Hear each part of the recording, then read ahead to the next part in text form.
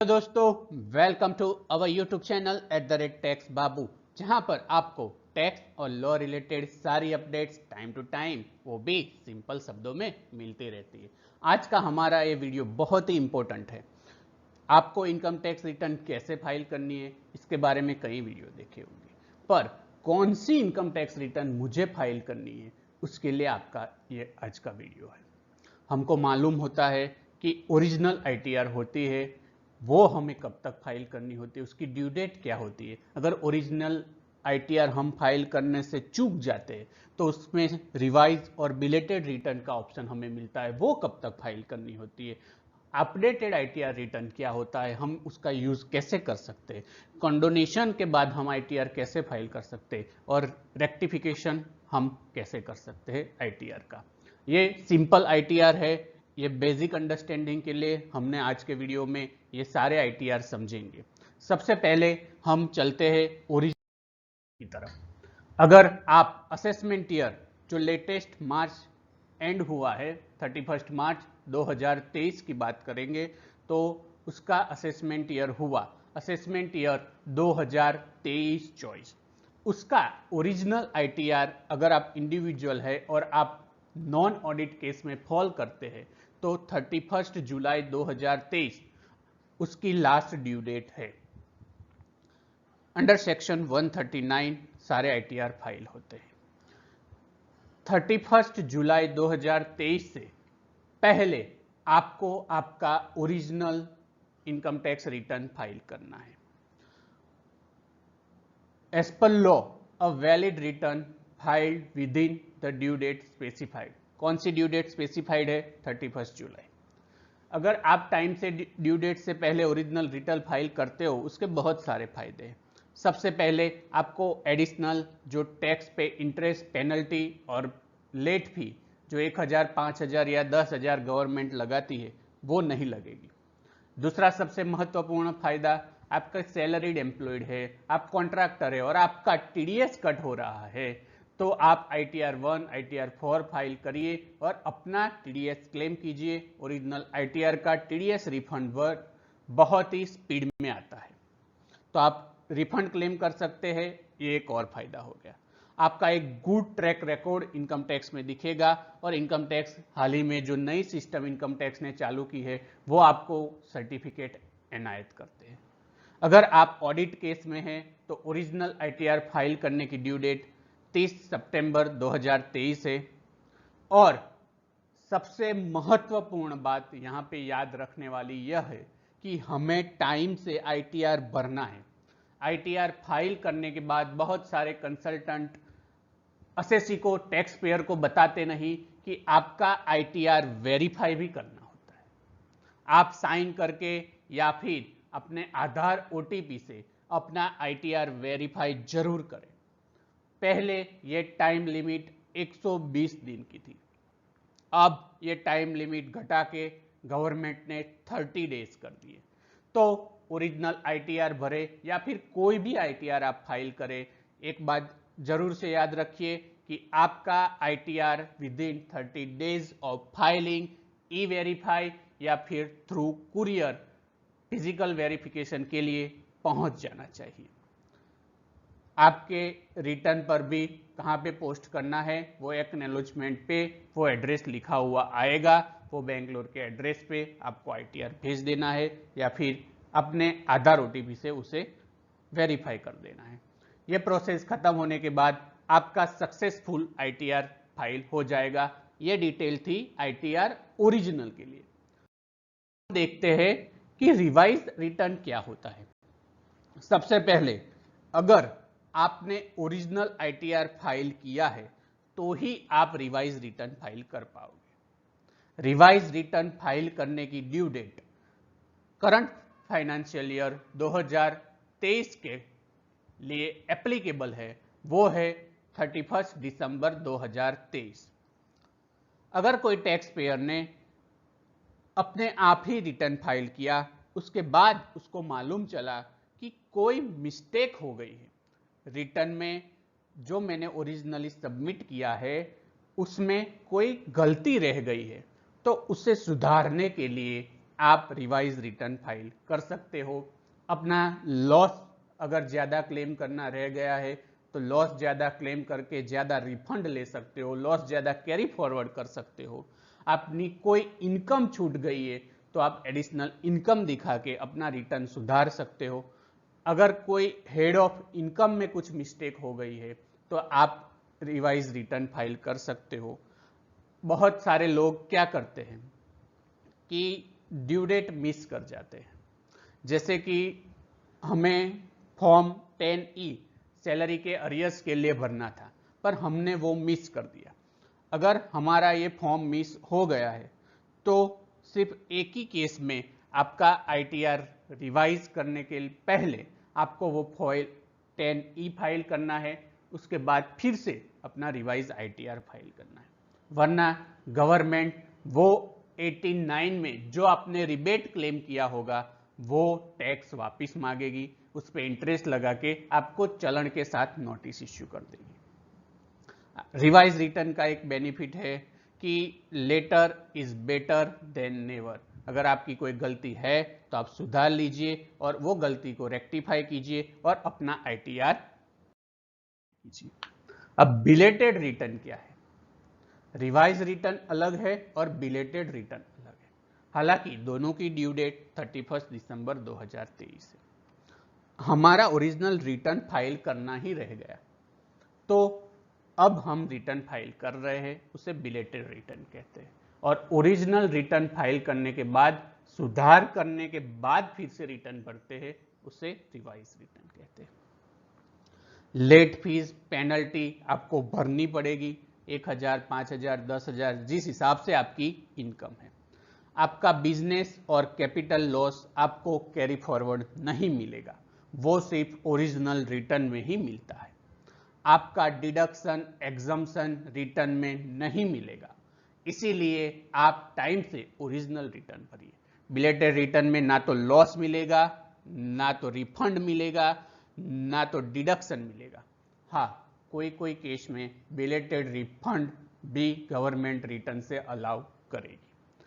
और एक बात ये भी है कि अगर बिलेटेड रिटर्न में भी कोई मिस्टेक हो गई तो आप उसका भी रिवाइज रिटर्न फाइल कर पाओगे।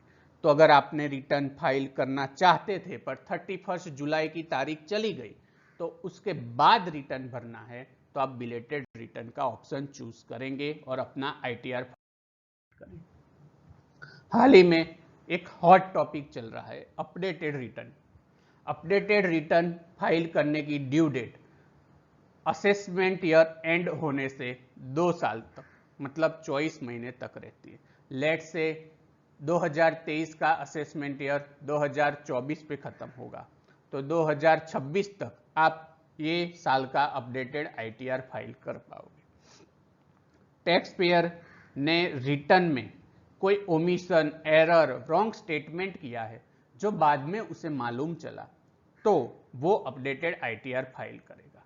अपडेटेड ITR अगर आप 12 महीने से अंदर फाइल करते हो तो जो भी टैक्स था उसका 25% एडिशनल टैक्स लगेगा, उसके बाद आपको 50% additional tax with interest penalty file करना पड़ेगा। अपडेटेड ITR बहुत सख्ती से इनकम टैक्स गवर्नमेंट कोई भी रिफंड नहीं देगी, ना तो कोई लॉस कैरी फॉरवर्ड करने देगी। तो जरूर ध्यान रखें, अपना ओरिजिनल रिटर्न टाइम से भरें। You can only file updated ITR once, no revision is possible। ये बहुत इंपॉर्टेंट है। कई लोग जल्दी जल्दी में बहुत हरी में रहते और अपडेटेड रिटर्न फाइल कर देते।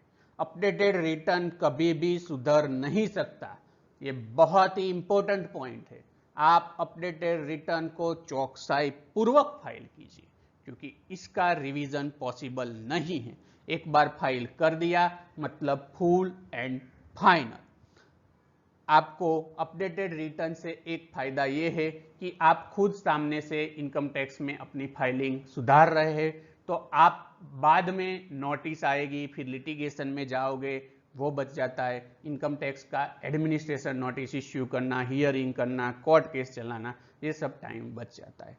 तो जेन्युइन असेसी को ये एक रास्ता गवर्नमेंट ने दिया है कि आप जेन्युइन हो, एक्स्ट्रा टैक्स भरिए, अपना रिटर्न क्लियर करवा लीजिए। अगर आप डेडलाइन मिस कर गए हो तो ये आपका चांस है, आप असेसमेंट ईयर एंड होने से 2 साल तक अपना अपडेटेड ITR भर सकते हो। पर अपडेटेड ITR में आप एडिशनल टैक्स ही भर पाओगे, कोई रिफंड या लॉस एडिशनल क्लेम नहीं कर पाओगे। हालांकि अपडेटेड ITR से आप अपना लिटिगेशन प्रोसीजर बचा सकते हो। कंडोनेशन रिटर्न, सारे रास्ते बंद हो गए, ओरिजिनल रिटर्न की तारीख चली गई, रिवाइज, बिलेटेड, अपडेटेड, सारे रिटर्न की तारीख चली गई। अब मैं क्या करूं? मेरा 5 लाख का, 1 लाख का रिफंड लेना है, मैं क्या करूं? ऐसी स्थिति आपकी भी होती होगी। तो इसके लिए CBDT ने 1192B एक सेक्शन बनवाया। उसमें आप एंड ऑफ असेसमेंट ईयर से 6 साल तक अपना ITR फाइल कर सकते हो, जिसे कंडोनेशन रिक्वेस्ट के बाद अगर आपका कमिश्नर, प्रिंसिपल कमिश्नर आपको अलाउ करता है तभी आप फाइल कर पाओ। उसकी प्रोसेस रहती है, आपको सबसे पहले अपने इनकम टैक्स प्रिंसिपल कमिश्नर को फिजिकली लेटर लिख के कंडोनेशन डिले की रिक्वेस्ट करनी होती है। अगर आपकी इनकम 10 लाख से ज्यादा है तो उसके हायर अथॉरिटी को, और 50 लाख से ज्यादा है तो डायरेक्ट CBDT को रिक्वेस्ट करके आप अपना कंडोनेशन लेके 1192B में अपना इनकम टैक्स रिफंड भर सकते हो। हाँ, कोई भी अथॉरिटी 6 साल के बाद आपको कंडोनेशन ग्रांट नहीं करेगी। मतलब मेरा अगर ये साल का रिटर्न रह गया है तो मैं 2030 से पहले, 31 मार्च 2030 से पहले अगर रिक्वेस्ट करूंगा तो मेरा कंडोनेशन रिटर्न फाइल होने का चांस है।